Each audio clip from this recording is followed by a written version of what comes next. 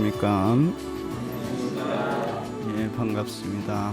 지난 시간에 우리는 성경 독서할 때 그 유의해야 될 점 몇 가지를 말씀드렸고, 또 구체적으로 어떻게 하는지, 개인으로 할 경우와 또 소그룹으로 혹은 단체로 성경 독서 어떻게 해야 되는지에 대해서 간단히 설명드렸습니다.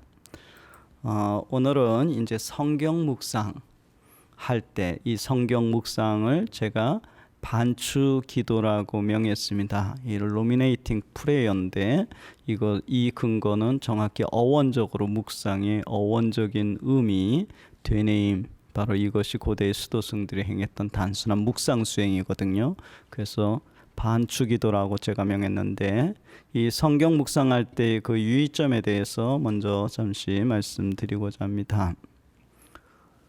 성경 묵상을 잘하기 위해서는 성경 독서와 마찬가지로 고요한 장소와 고정된 시간에 규칙적으로 행하는 것이 도움이 됩니다. 고요한 장소와 고정된 시간은 우리의 마음을 쉽게 말씀으로 집중하도록 돕습니다. 저의 경우에 그렇게 성경 독서도 그렇고 성경 묵상도 그렇고 항상 어느 소임지에 가든지 제 조그만 방에는 항상 한쪽 구석에는 그 조그만 책상과 성경 말씀 항상 있고, 십자가 있고, 촛불 하나 있고, 방석 항상 이것을 있는데, 거기에 앉아서 이렇게 고요한 시간에 규칙적으로 그런 장소에서 끊임없이 반추 기도를 하고 있습니다. 대개 이제 좌식으로 앉아서 성경 독서할 때는 조금 편하게 그냥 책상다리 하고 하지만은, 어떤 경우 그냥 방가부자를 하지만은 거의 이제 책상다리를 편하게 하고, 그러나 성경 묵상할 때는 특별한 사항이 없으면 이제 방가부자를 하고 그 자리에 앉아서 이렇게 합니다. 두 번째는 성경 묵상할 때 역시 마찬가지로 성경 독서에서 마찬가지로 조급해하거나 항구하지 못함, 이것은 말씀의 깊은 영적인 의미를 깨닫는데 장애가 될 수 있습니다. 그러므로 편안한 마음으로 성경 독서 때 선택한 각자의 이와 같은 한 말씀, 쪽지에 적은 이 한 말씀을 떠올리고 천천히 소리내어서 신망의 안에서 끊임없이 암송하는 수행은 매우 중요한 것 같습니다. 세 번째는 성경 묵상 중 분심이 들 때는 즉시 사탄에게 우리를 이렇게 내어 넘기지 말고 즉시 성호를 긋거나 혹은 자세를 바로 하고 쪽지 위에 한 말씀을 떠올리고 다시 그 암송 수행을 계속하십시오. 만약 더 큰 분심에 노출된다면 즉시 일어나서 큰 절을 봉헌하고 다시 정자하고 앉아서 하시고, 더 큰 분심에 노출됐을 경우는 완전히 부복도 하실 수 있겠죠. 저의 경우 그렇습니다. 어떤 경우 묵상하다가 분심이 너무 집요하게 다가오면은 이렇게 웬만하면 이렇게 의식을 흔들어 깨우면은 이게 없어지는데 안 떨어지는 것도 있더라고요. 그럴 경우는 즉시 일어나서 큰 절을 봉헌하는데, 그래도 안 될 경우는 완전히 부복하고 그 주님의 자비를 청하기도 하고, 그리고 다시 앉아서 다시 시작합니다. 이러한 방법들이 아마 도움이 될 겁니다. 기도 때 몸 사용하는 것에 대해서 너무 인색하지 말라는 거, 이전 시간에 제가 말씀드렸었죠.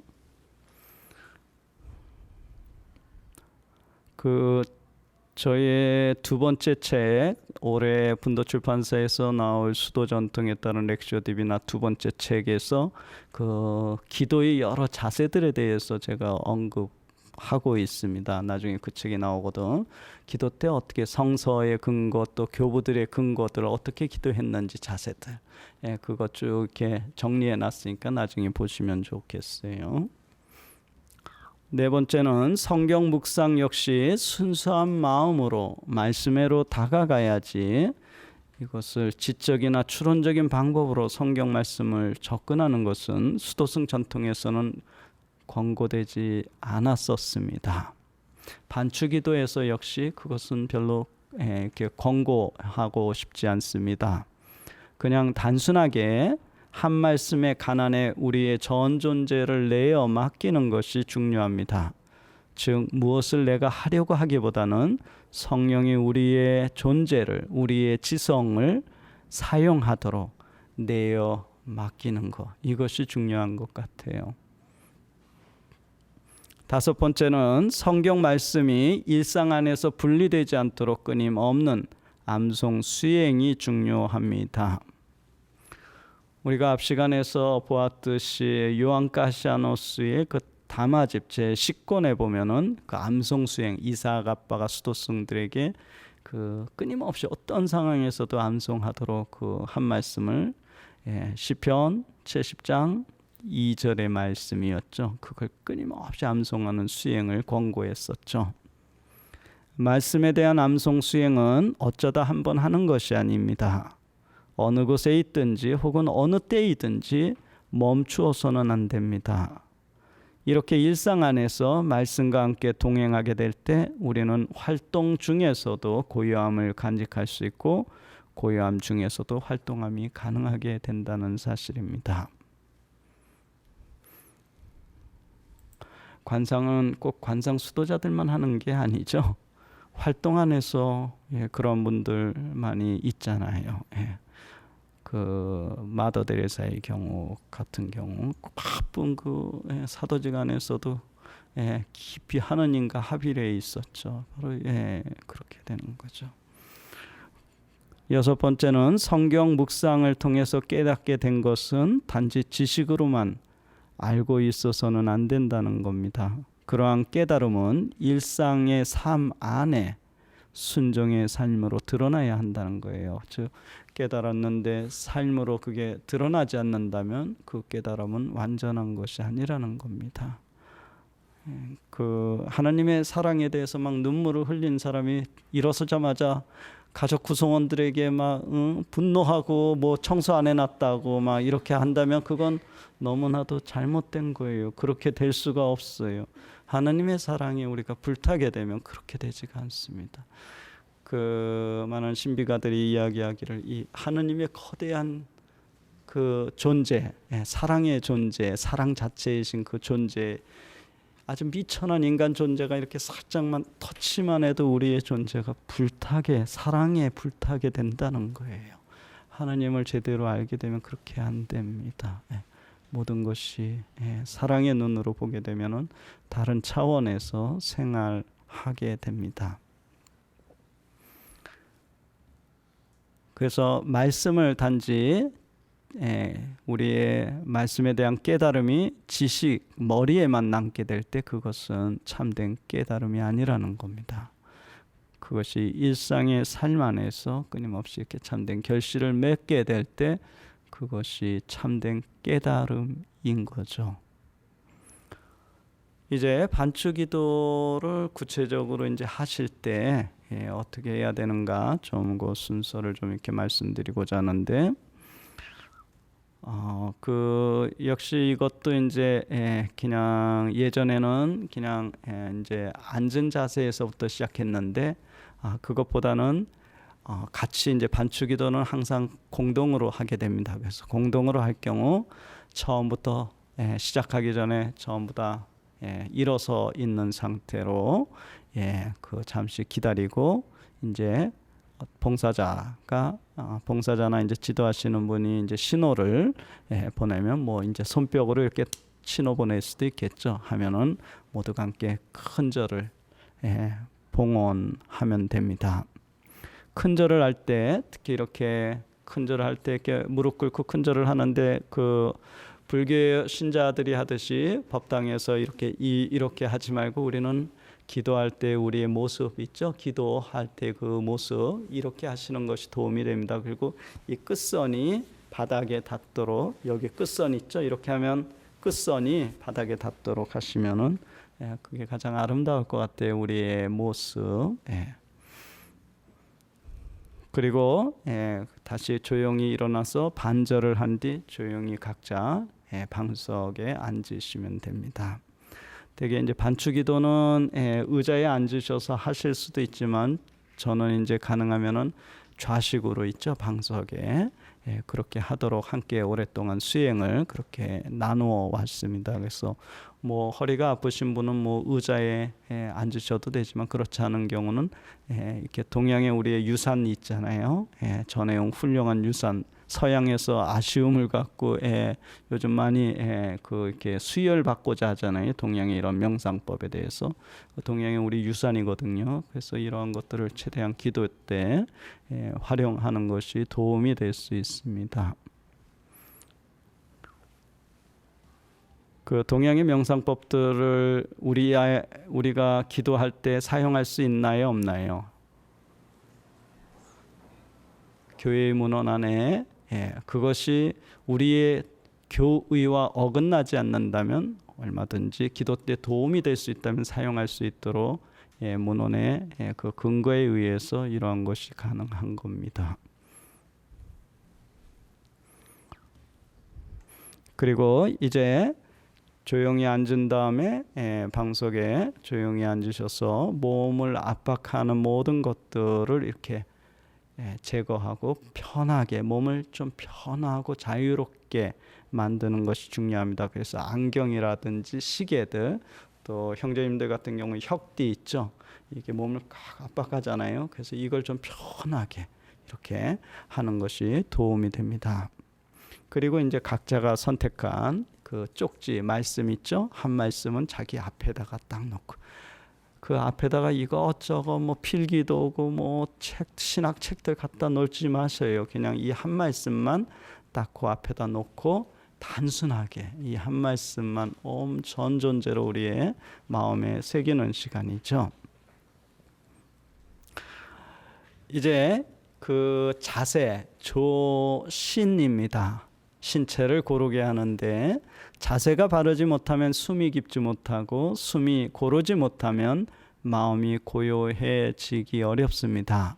그래서 이제 바른 자세를 취하는 것이 아주 중요합니다. 자세는 의자에 앉던 방석에 앉던 각자 집중이 되는 자세를 취하시면 됩니다. 그 되게 이제 방석에 앉을 경우 그 결가부자 혹은 방가부자 또 아니면 뭐 묵상용 의자를 사용하실 수도 있고 아니면 책상 다리를 하셔도 됩니다. 어느 자세를 취하든지 중요한 것은 허리는 항상 바로 하라는 거. 이것이 어느 명상법에서든지 강조되고 있어요. 허리가 이렇게 굽지 않도록 바로 의식적으로 허리를 바로 하라는 거예요. 왜 허리를 바로 해야 되냐면 허리를 바로 해야지만 호흡이 깊어지게 됩니다. 이렇게 이런 꾸정한 상태로 숨이 깊어질 수가 없잖아요. 그것 때문에 이제 허리를 바로 의식적으로 이렇게 명상할 때는 이렇게 바로 하도록 권고하고 있는 겁니다.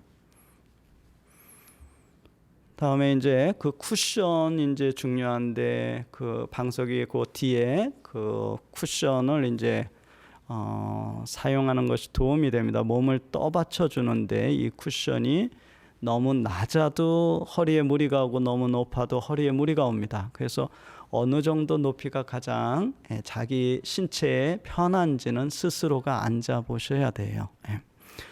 대체로 큰 방석 있죠? 이제 큰 방석은 한 번 접어서 거기에 앉으시면 편하실 것 같은데 제가 사용하던 방석은 이제 하도 오래 앉다 보니까 이제 한 3번을 접어야 돼요. 이제 하도 오래 계속 앉다 보니까 그렇게 됐습니다. 아무튼 자기 신체에 어느 정도 쿠션이 높이가 맞는지 그건 스스로가 앉아보고 터득하셔야 됩니다. 8번째는 방석에 앉아서 몸을 이제 전후 좌우로 흔들면서 중심점을 잡아야 됩니다. 이 몸이 가장 편안한 지점이 어딘지를 좌우 전후로 흔들면서 천천히 몸의 중심점을 이렇게 잡는 것이 중요합니다. 그리고 눈은 살며시 감고 손은 무릎 위에 그냥 편하게 놓으셔도 되고 아니면 왼손이 오른손 위에 이렇게 인자를 하도록 그리고 요 끝선이 배꼽 바로 밑에 오도록 하셔도 됩니다. 그리고 이제 호흡은 되게 이제 저는 이제 흡지토를 이제 이렇게 소개해 드리고 있는데 숨을 들이키고 멈추고 내뱉는 겁니다. 이것을 이제 숫자에 따라서 수를 세가면서 이렇게 흡지토를 합니다. 이렇게 깊은 호흡을 하면서 마음이 고요해지면 이제 이곳에 우리와 함께 계시는 하나님의 현존을 의식해야 합니다. 그리고 성령께 말씀의 깊은 영적인 의미를 깨닫게 해주십사고 간절히 청해야 합니다. 그리고 이제 시작하시면 됩니다. 자기가 선택한 하나님의 말씀을 떠올리고 이제 신망이 안에서 천천히 이 한 말씀만 끊임없이 암송하는 거예요. 그리고 시간이 돼서 종이 울리면 각자는 자세를 푸시고 마음속으로 하나님께 감사의 기도를 드립니다. 그리고 대개 한 3분이 지나면은 선창자가 그 알렐루야를 이제 허밍으로 앞부분을 시작하게 되면 같이 전부 다 함께 허밍으로, 그 다음에 작은 소리로, 그 다음에 큰 소리로, 그 다음 다시 작은 소리로, 그리고 다시 허밍으로 고요히 끝나면 됩니다. 그리고 이 시간 함께 해주신 하나님께 감사의 마음으로 큰 성호를 다 함께 정성 들여 봉헌합니다. 그리고 이제 봉사자가 신호를 보내면 손뼉을 쳐서 신호를 보내면 모두가 일어나서 큰 절을 봉헌하고 다시 함께 일어나서 반절을 봉헌하고 조용히 끝나시면 됩니다. 예, 이렇게 이제 반추기도, 성경 묵상인 반추기도를 구체적으로 여러분들이 해 보실 수 있으실 겁니다. 나중에 아마 왜 이렇게 해야 되는지 이거에 대해서 나중에 강의를 통해서 더 자세히 설명해 드리도록 하고, 오늘 강의는 여기까지 하겠습니다. 감사합니다.